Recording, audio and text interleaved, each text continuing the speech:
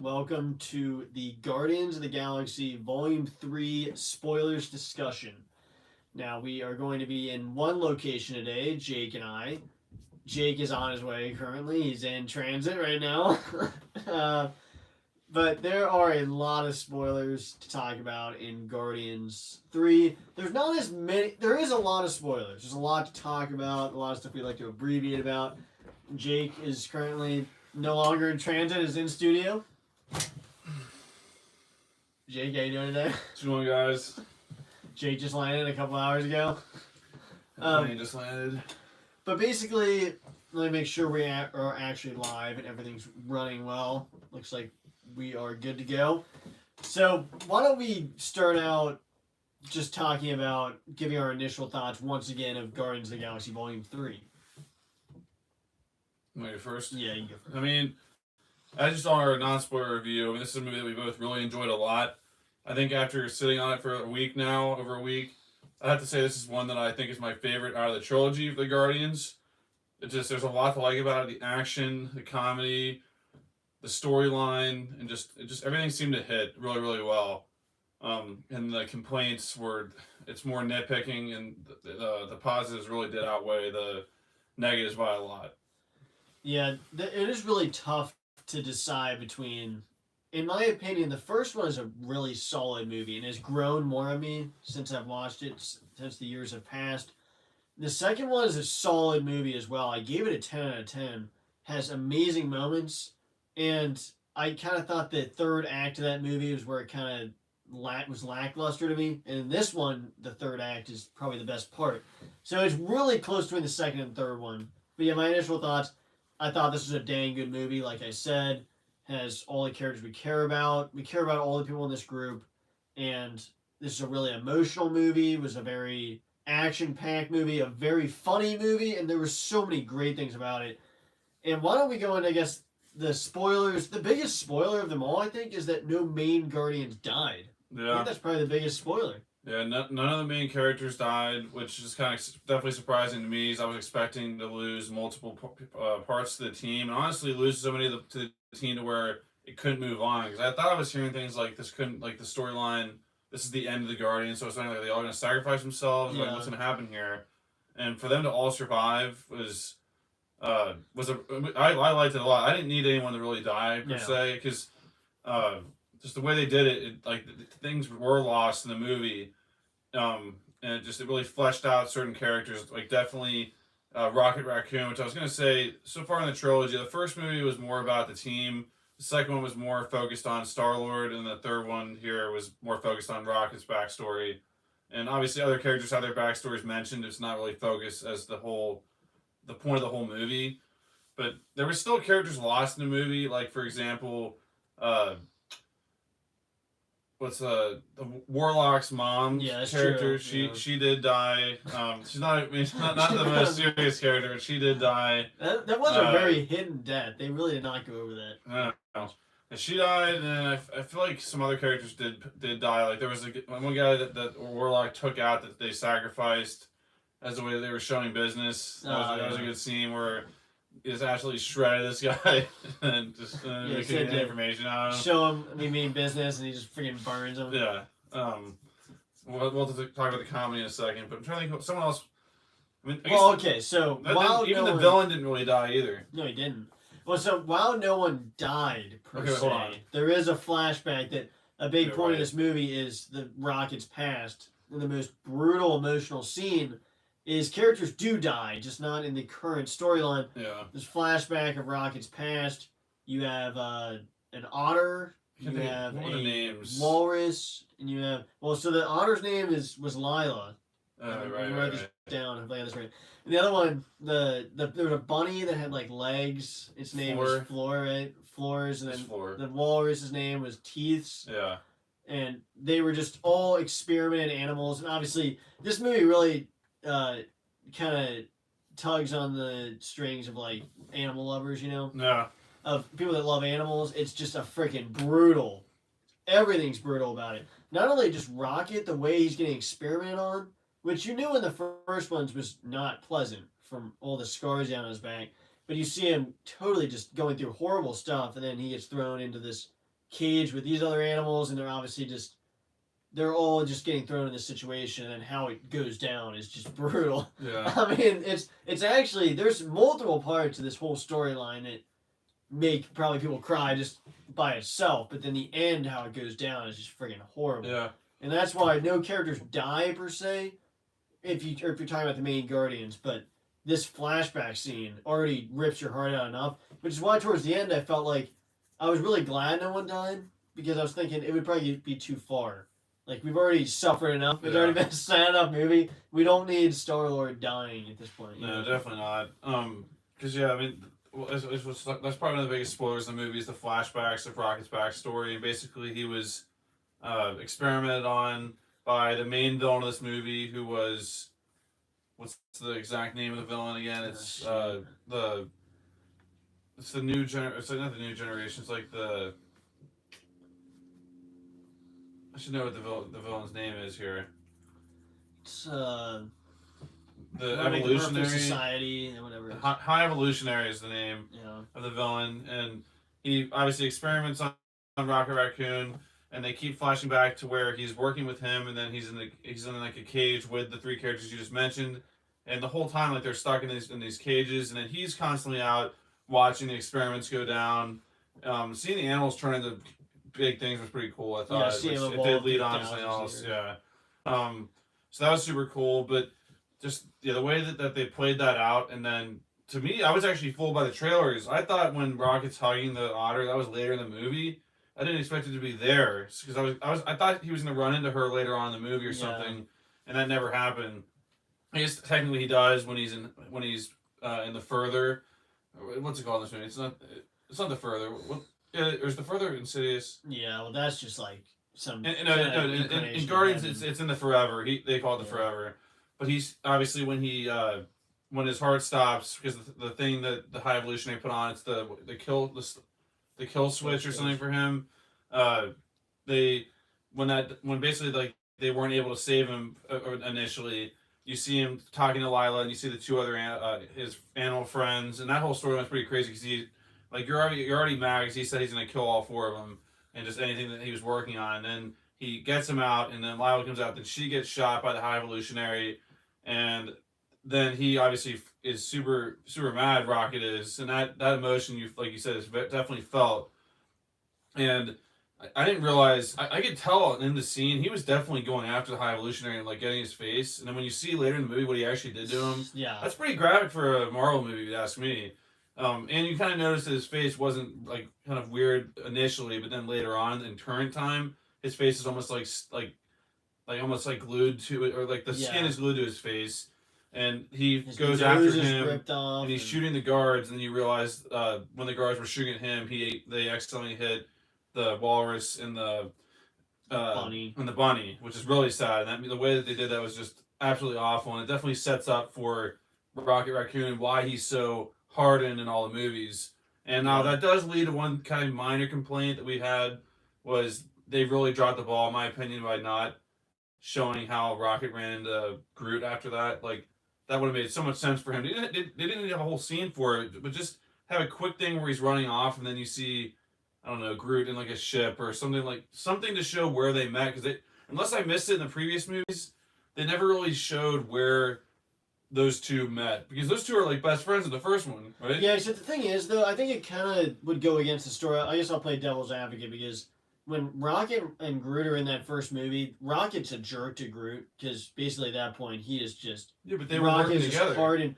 Not really. I mean, really, if you think about it, Rocket's just kind of bossing around Groot and just kind of manipulating him in that movie, because they're all a bunch of a-holes in that movie essentially, and then they have character arcs. No, Groot's not, but Rocket's essentially just bossing him around. He's the muscle. He's like tricking Groot. Where did he meet him? I know. I'm saying the reason why they're not showing that, as I'm gonna play devil's advocate, is because it probably wasn't a good thing. He probably tricked Groot into doing something to control him, and it probably wasn't. It didn't go well with the storyline to show him probably meeting Groot. Is that's the excuse I'm gonna make, because he's like yelling at Groot for drinking Yeah, out of the water but fountain, Groot, and he's Groot, calling him an idiot. yeah, and, but Groot has a backbone. He obviously has killed a lot of things. I know, and but Rocky's he's- always he's a- calling him an idiot, and he's always talking down. Yeah, but So it's Groot not though, like- Groot had a level of respect for Rocket that you saw in the movie when he's hugging him Yeah. and stuff. Like he obviously cared about him, so there's a reason he cared about him. I know that was part of the character arc, but at the beginning of that movie, I think that he was just kind of that wasn't the best relationship there. If you know I'm what saying it saying. was, but I think they should I, have know, showed where I they still met. agree. I agree. They probably should have still shown it, but that's the only reason I can think of as to why they didn't show that, because it really wasn't the best kind of relationship there. Yeah. See Kalen Branch in the chat. Glad to see someone in here watching this live stream. Come on, Kalen. So, I guess so. Yeah, Rocket. So, like you just said, with the scene where first Lila gets shot, and that's brutal. And like you said, I thought Rocket was going to meet up with a new character in the movie. It'd be like a love interest for Rocket, and I really thought that was going to happen. But then you see pretty soon. I don't know why I didn't expect them to die, because I was thinking. I don't know why I didn't expect it, but the trailer really, shot. yeah, I thought maybe they were gonna run into him again, but I should have known when he was kind of dying. That it was really Yeah. setting up though that Rocket was gonna die one way or Well, another. they were doing that, So, but they also I thought they were definitely setting up for the rabbit and the walrus to die. 'Cause I saw no other shots of them in any kind of trailers. But once again, that shot of him hugging the otter, to me, it looked like it was happening in like a city or like some like different environment. But then when they showed the shot exactly like in the trailer, I'm like, oh well, great, this is what I'm talking about. But yeah, so basically then, like I said, they're all dead, and then that's kind of the last bit of those flashbacks, which they go to for a lot of the movie. They go back and do like a quick 2 minute scene, 2 minute scene, 2 minute scene, and Which they doesn't show work how really Rocket. Yeah, no, they do, and then they show how Rocket outsmarted the High Evolutionary by showing what was wrong with the things that were making these animals evolve like 1,000 years. And it was just a really good, like I said, the storyline was great, and just it really did set up a lot of things, and it really does set up how bad of a guy this guy is. Yeah. And they also set up how one of his sidekicks is a jerk too. The one guy who gets gets killed by Star-Lord and Groot now that's a cool shot too of Groot growing wings. Is it the first time he's done that before? That's just definitely the first time he's done that. Yeah. Yeah, that was interesting. I did not expect him. When they jumped out, I was thinking, why did they just do that? They're gonna die. Yeah. I was thinking, what's gonna happen?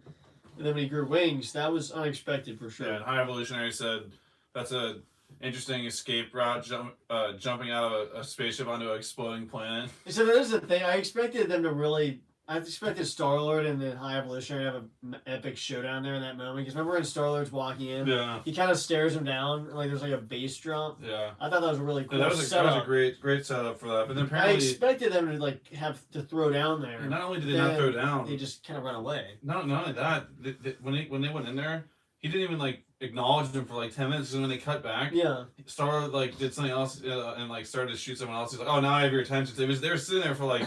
I don't know. High Evolutionary was like sending an email or something. He wasn't looking over at him for like 5 minutes.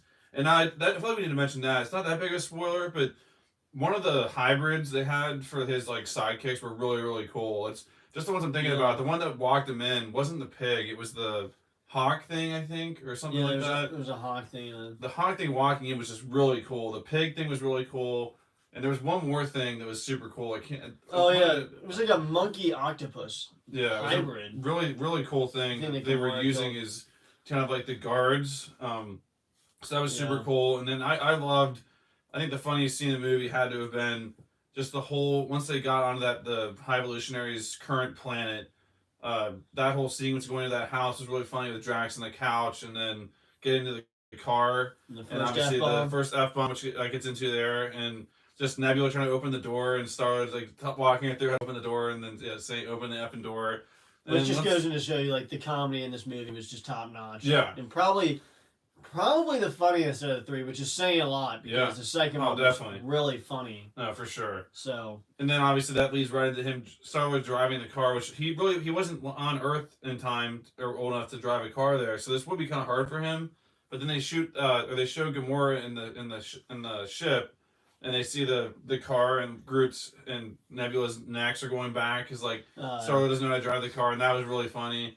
And then Drax and Gamora, Drax and Mantis leave the ship to go find them, and that kind of screws them a little bit because then Gamora's on the ship.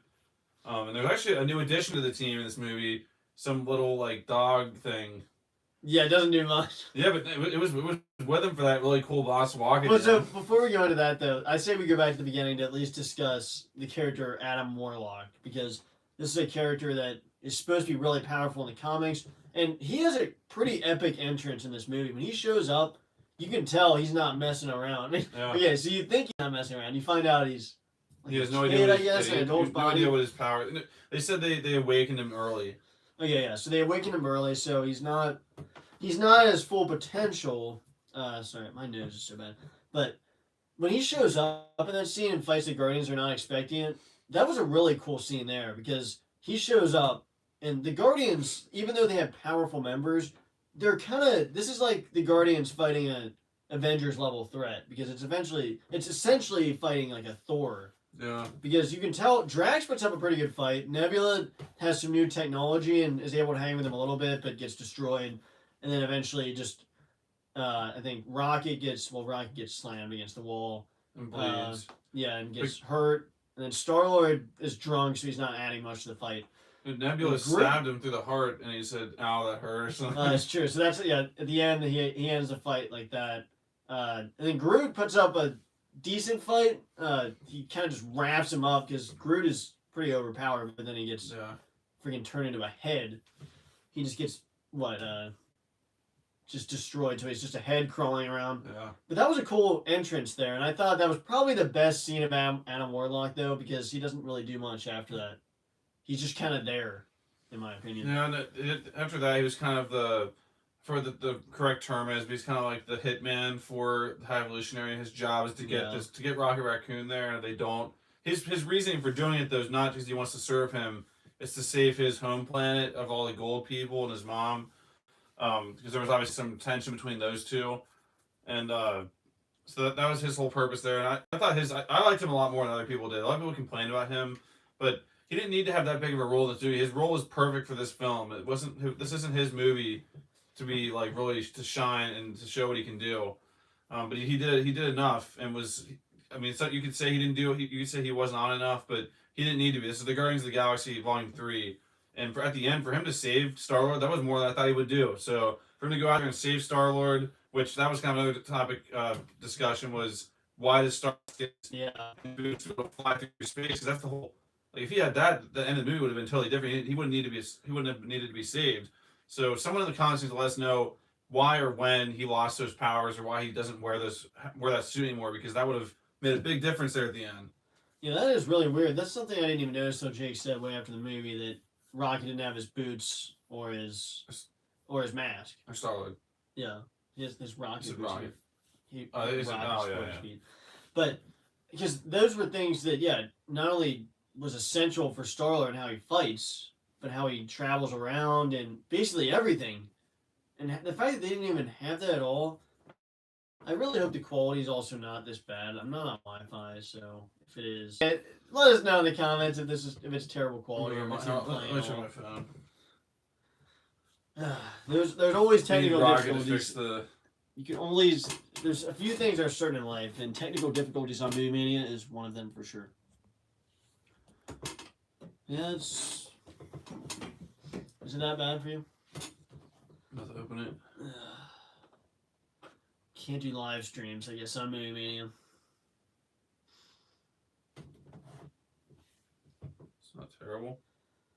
Alright, so I guess it's not as bad as it could possibly be. But I guess anyone in the comments right now, though, if you've seen Guardians, you can let us know in the comments who is your favorite character in the movie. Because I think personally, it's obviously. And Gamora and Nebula, it's a new Gamora. This is a Gamora that is evil and is with Thanos and is not with Star-Lord, is not like Star-Lord, and is not experiencing things that happened in the first movie. Mm-hmm. So basically, Nebula is a complete switch of what she was, and Gamora is the Nebula in this movie. They basically switched where they were in the second one. And I thought it was they did it very well, and it's really cool to see them switch positions, and Nebula be the one that protects, or is just the better person, and Gamora is just like the Nebula, who's the murderer and the Yeah. daughter of Thanos. I thought that was really well done in this movie. Yeah, I agree. I didn't really think about it that way. Flipping the characters of Nebula and Gamora, because the character arc of Nebula is pretty cool. Because she was the one that you could never relate to. Really, she was always hardened and never wanted to do anything. And then she finally joined the team. For her to like not only join the team but like care to a certain degree was really cool. And to like if Star-Lord would have said open the effing door to Nebula in the first movie, she would have probably shot in the face. But this movie, for her to take that and not really respond to it, that shows a lot of development for her. But the Gamora character really annoyed me a lot in this movie. We learned to know and love originals when she had a character arc and like grew character development and obviously became really good fun though. Not really the Gamora storyline. What? I mean, somebody you see slams this it on crap? We're like the freaking we the high evolutionary here. This is great being Yeah, made see, content. You know what? If anyone from the Marvel's watching, this would be a great scene. If if Thanos and whoever the villain is, they're like talking to the Avengers and like the footage is so freaking terrible. Yeah, Like, someone- switch to your Wi-Fi. Yeah, Thanos trying to threaten Ronan, it's like glitching. I can't hear you. I will bid. What that Turn your is? dad off, you dumb. I can't remember what I was gonna say now, but I was gonna say something about Nebula and Gamora. No, Well, Gamora. the Gamora's just that whole storyline. I mean, I was feeling for Star-Lord and wanted I wanted something to happen there to where she could come back. But you were saying that that's what I wanted to say was that she still is with Thanos. She's not with Thanos at this point. She's just broken up. Yeah, She's just broken that leash, at least with Thanos, and as far as her mindset is, because she was with the Ravengers. Yeah, And that's where she is at the end as well. Like she is with the wall and like says, screw something, screw you guys, whatever, or screw your Gamora, whatever, like that. I then by quit the- the Guardians. And then but then you see her like see the love out there, shows development as well in a different world. And when he's like every other character came back from being dead, but not his girlfriend because. And he's like, I'm not some wizard in the world of Infinity Stones. Like everyone else came back except Gamora, and it's like some weird Infinity War type magic where like she's dead because she got thrown over the cliff for the Soul Stone. Is that what it was? Yeah. So that's why maybe they can go back and try to figure out like, to bring a Soul Stone back. You can do something to I don't know. There's gonna be something you can do to bring Gamora's mind back or get her to just have like you really can't replicate that. So that's the frustrating thing about that. I think we might just have this in front of the camera and just talk. It'll just be audio. But basically, should we get into the comment that your reaction sent? Yeah. That was by far, at least in my opinion, the best. I think that was the best walk sequence for the Guardians Yeah, in any wow. of them. Just the no sleep till Brooklyn song is that what it's called? Yeah. But that was a really cool scene. I found it on YouTube. It's just to see them all slowly like get behind Rocket because Rocket's not running anymore. And then I think it went Rocket, Groot, Drax, then Gamora went, and then the little dog thing went too. So. But yeah, that is something that I could bring up because people were mentioning in the comments that in the first one, their group walk, there's a bunch of issues like Gamora's yawning and everyone's messing around. And then the second Drax one, stretching. Yeah, Drax is stretching, so they're all messing up. And then the second one, the group shot starts to get formed, and Mantis gets hit by a freaking piece of debris. And so then the third one, they finally have the group shot where they do it right, and they're all walking towards the camera. So I thought that was a really cool thing that revolved around all the movies, and it is an epic walk where they all finally group up. And I was hoping throughout the whole movie, I was thinking, they go to the door when you see all these freaking bad guys walking at them, you could not set that up any better. And it's just epic to see. You got the Guardians, freaking a big group of. They have a lot of Guardians in the team at this point. The fight was really good. And then when they go in, everyone's just working together, just epic shots and the music. So many bad guys just in this corridor, and it's just they knew what they were doing. James Gunn knew what he was doing with his end fight. He knew to give this team, it's the last movie in the trilogy, an epic fight scene where they're all together fighting and jumping off each other. Gamora goes through and has awesome moves, and Nebula gets like her neck broken and it fixes itself, and she goes in. It's just such a cool scene. And you could have even put the sign up for the Guardians. And yeah, was that a ship or was that a? Might have been some ship world or something. Because wherever it was, like there was like a thing where they parked it.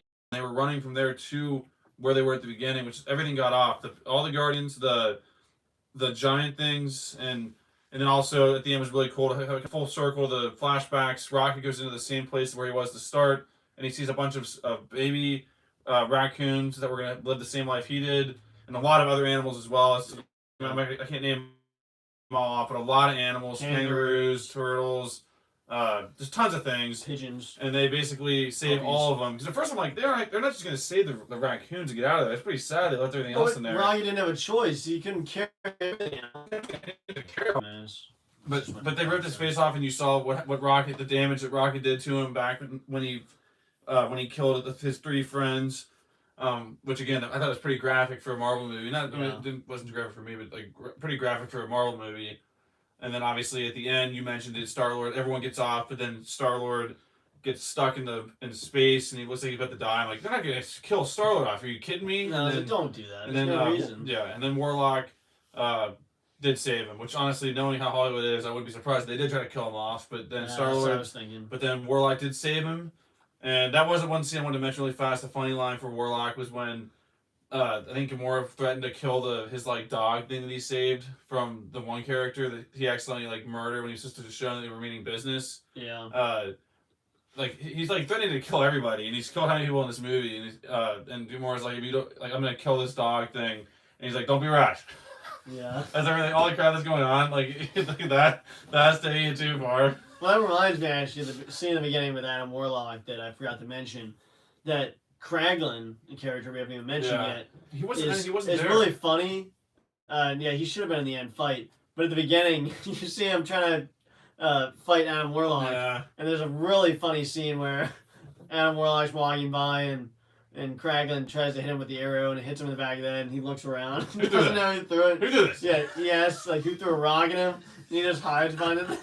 Which is freaking hilarious. One rock is doing. Because he doesn't even, he tries to sneakily freaking take him out and hide him behind a freaking rock. Coward. He's trying to just hide behind this thing and hit him and He literally called him a take coward. him out. He literally said coward, didn't he? I don't know.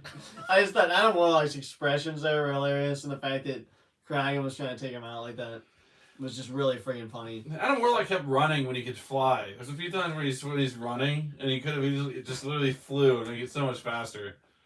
Yeah, Adam Warlock was a really funny character. I do wish they could have given him more to do at the end. Personally, with the battle, I know it's about the Guardians, but they could have picked him up to be in the battle, or at least to kill the guy at the end. Because I wanted that villain needed to freaking die, like a brutal death after what he did. Unless maybe they're thinking like maybe this is the big villain.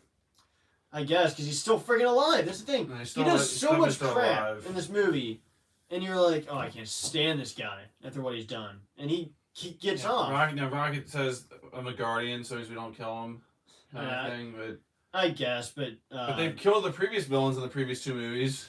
Yeah. I mean, didn't they killed Ronan, they killed Ego. I mean, yeah, all this stuff. I mean, once again, I understand the message in some ways, but in some sense, like you need to kill that guy. He deserved to die. Yeah. But one sport we haven't even touched on yet was all the kids. Yeah. Which I guess I'm not really sure. Maybe that's a part of the movie that didn't need to be in it. If you think about it, because obviously it gave a good sequence for Drax and like it gave some good moments, but I just didn't really see the need for that, especially by the first end credit scene or mid credit scene. I did not understand. Someone needs to explain to me. To me, those were just kids that they were being used for some reason. But then at the end, when they're the new team, which we'll name that in a second, yeah, or at least when I say new team, the team that is like currently holding the Guardians name, because obviously there's more stories we touch on. But explain to me why one of the kids was part of that team. What was her power? Was she given something like? Here's the thing: you can explain that, and I'm like, okay, she's like obviously like you didn't like this, but I was more okay with it. The girl that Thor adopts in that movie, she's the daughter of freaking what's his name? Of Thor, of Chris Hemsworth. No, she's okay. He is in real life. She's the daughter of the character Gore. Of Gore, like she has powers. Like there's a reason why she would be powerful. This girl, she's just a girl. Like you can't just be a random person and be a part of the Guardians. Like you gotta show some kind of coin as to why. And so that just did not work for me. You could have had. There's so many options. That's what's frustrating. So many characters you could have had in that role because the new team in that shot was I don't know, I'm just naming off the top of my Rocket, head. It was Kraglin. Rocket, Groot, Kraglin, and then her. Was there one more? I think no, and Warlock. And those 4 or 5. But why is she? Why does she need to be there? That did not need to be there, and that's the reason why I didn't give it a 10. One of the reasons why I didn't give it a 10. It's like just like form a team based on the characters you already have. I mean, Yeah, you throw in a random person. But basically, I did want to mention the first F-bomb thing because did we mention that? Yeah, kind of. Because The car. when Nebula's trying to get in the car Yeah. and Star-Lord is telling him, and then did we mention that F-bomb? I touched on it, but you Open the didn't effing door. Yeah. That was just a really funny scene. And then the end fight, we talked about that. The Guardian, yeah. So we were kind of comparing this. Like, I wanted to bring this up. John Wick 4 versus Guardians 3. How close do you think that is? It's not close to me, but it is it's probably my second favorite movie of the year for so far. I mean, John Wick 4, there was no negatives at all. I mean, it's just from the music to just I don't know, it doesn't come close to me, but it's the second best movie of the year though. Well, yeah, I think I mean, it's a 9.5. I mean, it's to me like because another reason why too is because John Wick 4, there's nothing that's hard to get through. Like there's different movies. there's hard scenes to get through in this movie that were great as far as a movie goes, but I don't want to watch freaking the 3 animals die over and over again 4 times. It's hard to watch. I mean, John Wick 4, what's hard to watch? I mean, John Wick dying is pretty hard to watch. Well, when you know he's not, then it's okay. But yeah, I agree. I think it's tough to compare because they're 2 different movies. You got a solo movie versus a group movie. You got a different universe, different characters. I think this movie's definitely close to John Wick. I think the way it could have topped it is maybe. I do think one big thing: the soundtrack in Guardians is good, but John Wick 4's soundtrack was just far better.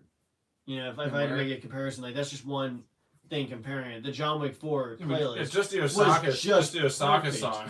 I'm just saying the playlist was just perfect for John Wick 4, and that's one comparison, but I don't want to just keep comparing John Wick 4. But true. it was really close because this end fight was beyond epic. I do think maybe you needed some more fight scenes in the middle, and I do think, like you said, John Wick 4 just flows so well throughout the entire thing.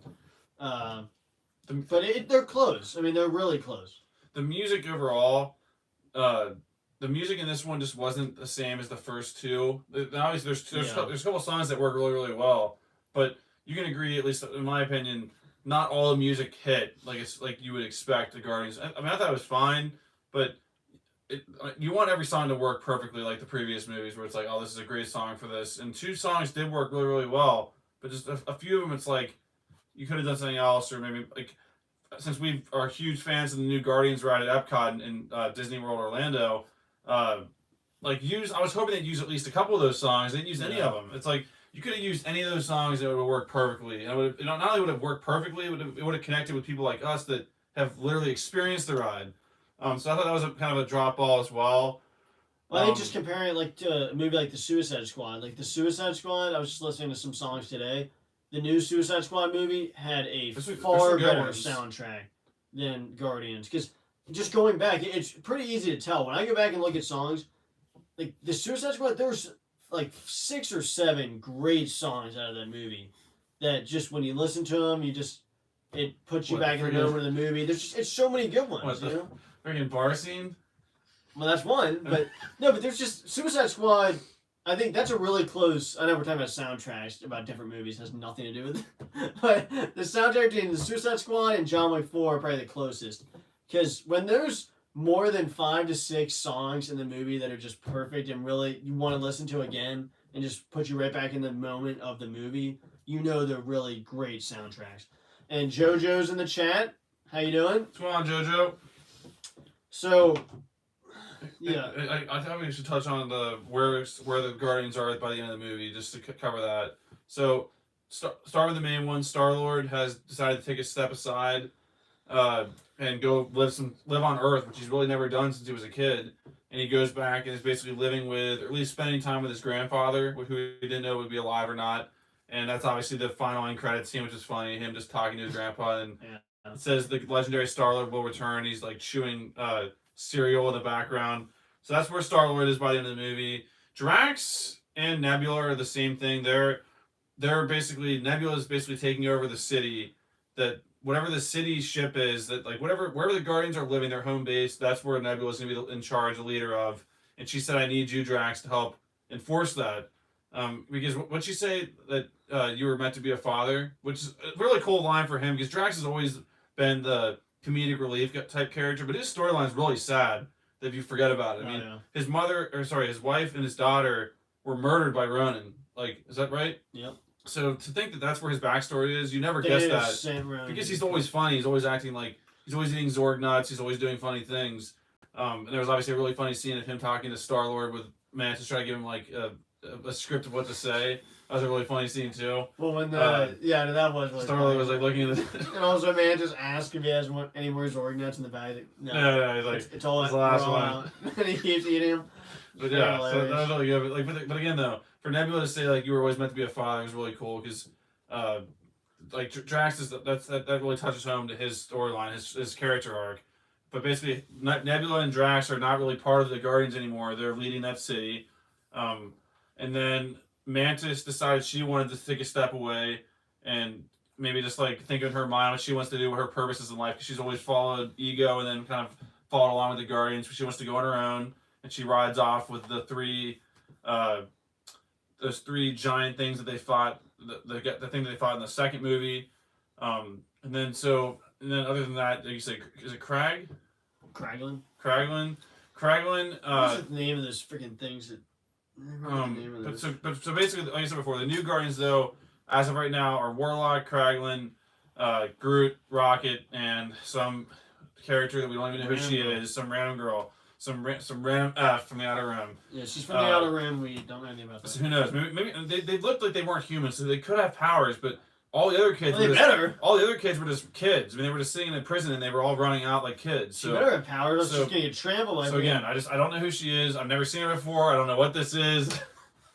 I can't tell whether there's no words there. But yeah, basically that's really the update of all the characters. Am I leaving anybody out or? I don't think so. We covered basically everyone. I mean, we have the dog thing. There's the one guy. Oh, there was a dog character too. Yeah, I don't know about that. The was dog a negative. Character. That was kind of ridiculous. I was thinking, I know it's from the comics, like the dog is. That's on there. It's just a famous character from the comics. I know it's seen in the other Guardians movies, but seeing a dog throw rocks around, I don't know about that. That just didn't work for me personally.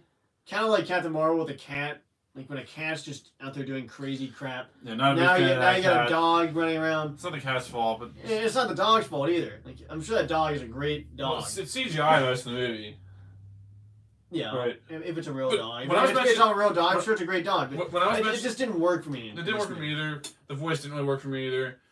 The dog thing. When I was mentioning the dog thing before, I wasn't talking about that. I was talking about that like weird small thing. Spider monkey. Yeah, like that thing. I don't know where that thing was by the end. It did survive. I don't know if it's with. It must be with Warlock, because that was kind of Warlock's pet. So I forget who it was with it exactly. But yeah, man, I think we've covered almost all the spoilers. I can't really think. I mean, that was the two end credit scenes. I thought the credits were really cool. A lot of shots from the previous movies, and it ended with like a.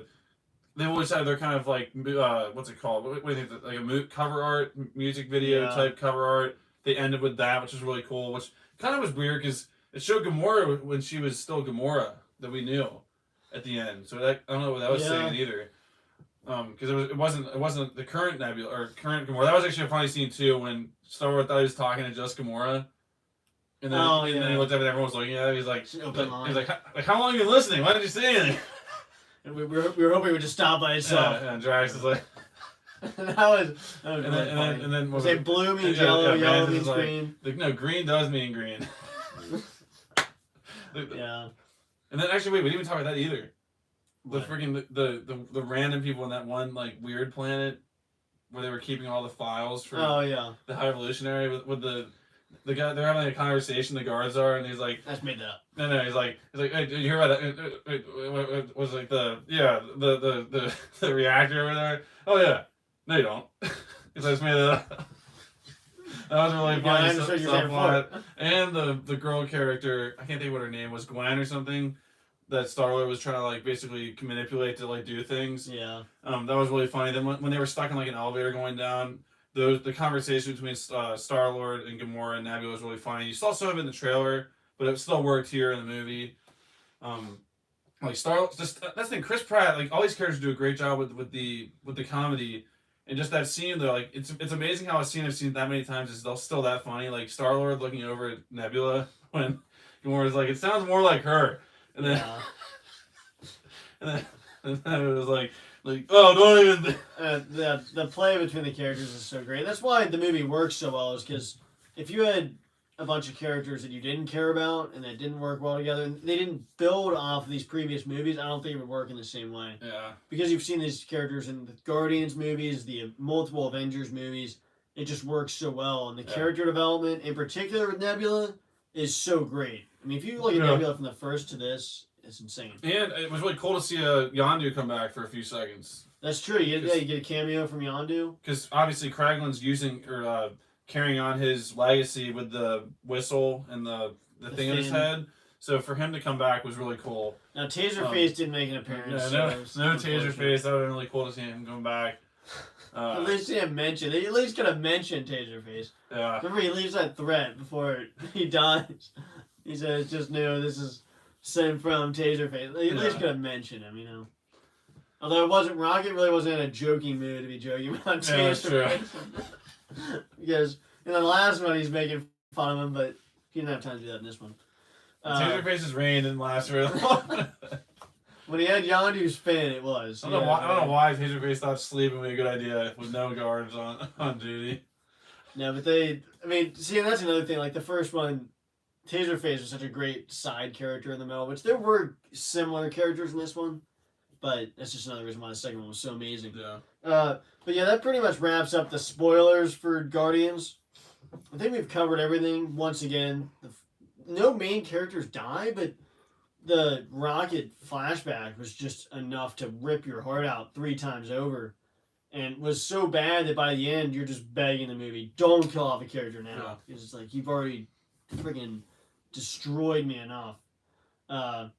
But yeah, I think the Guardians, we wanted to do a solo spoilers discussion for Guardians, and then there's a few other movies that we want to do spoilers about. Yeah. I guess we might either do separately or do like a maybe like 20-minute video where we talk about 5 minutes each for each movie, because we got Evil Dead, we haven't done spoilers for it. We got Mario Bros, we got Pope's Exorcist, Dungeons and Dragons, which there is a big spoiler we need to talk about in that one. And then I guess that's it. So what we have, Mario, Dungeons, Pope, and Evil Dead. So that's 4. So maybe we could do a quadruple feature spoilers discussion. Yeah. We just talk 5 minutes about each one. Maybe like a clock, shot clock. I don't think we ever did 65, Ant-Man, or Megan either. Goodness gracious. Well, maybe we'll do the last 4. Or maybe we'll do a freaking, what do you call 6? Freaking 6 movies spoilers. And also, if you're keeping track, guys, we are going to be watching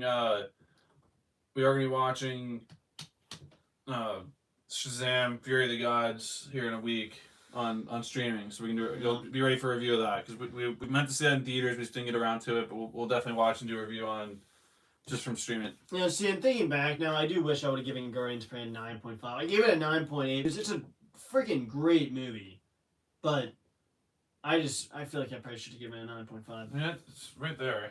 But yeah, either way, JoJo is still in the chat. You should watch Don't Tell Mom the Babysitter's Dead. Yeah, hey, there's a lot of movies we need to see. But I'll add that one on the list. Yeah, we're hopefully going to do a My Favorite Movies series and cover a lot of older movies, because there's a lot of older movies, not even that old, but just previous movies you want to watch. So I'm going to add that on there.